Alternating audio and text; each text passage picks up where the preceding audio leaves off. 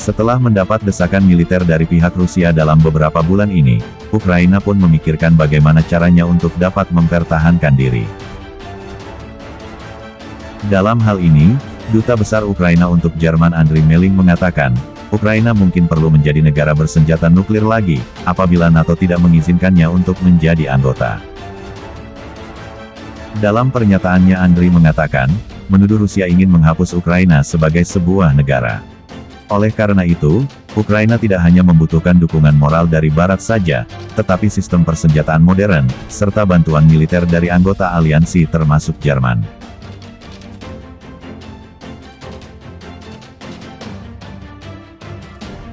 Seperti diketahui, Ukraina pernah menjadi negara senjata nuklir pada tahun 1990-an, setelah runtuhnya Uni Soviet. Dan secara singkat, Ukraina mewarisi persenjataan nuklir terbesar ketiga di dunia, termasuk 176 rudal antar benua, 44 pembom strategis, puluhan pembom, serta sekitar 1.700 hulu ledak.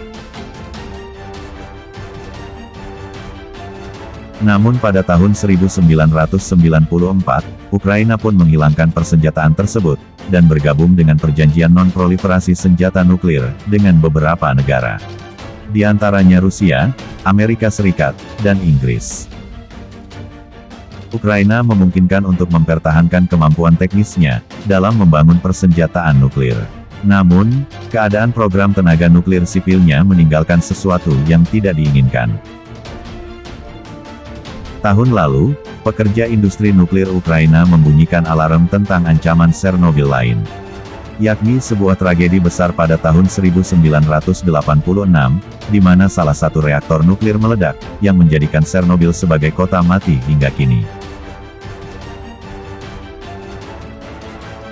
Mengutip situasi mengerikan yang mereka katakan, mulai terbentuk di sektor energi nuklir negara, karena kurangnya pengawasan, izin keselamatan, dan dana.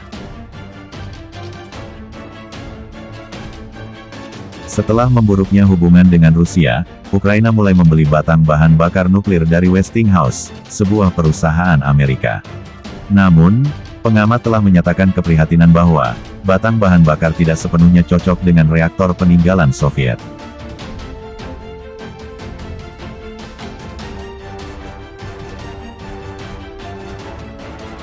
Setelah kudeta 2014, yakni keluarnya referendum Crimea untuk memisahkan diri dari Ukraina, dan bergabung kembali dengan Rusia. Ukraina pun memutuskan untuk mengejar status non-blok, dan mengaktifkan kembali rencana sebelumnya untuk bergabung dengan NATO.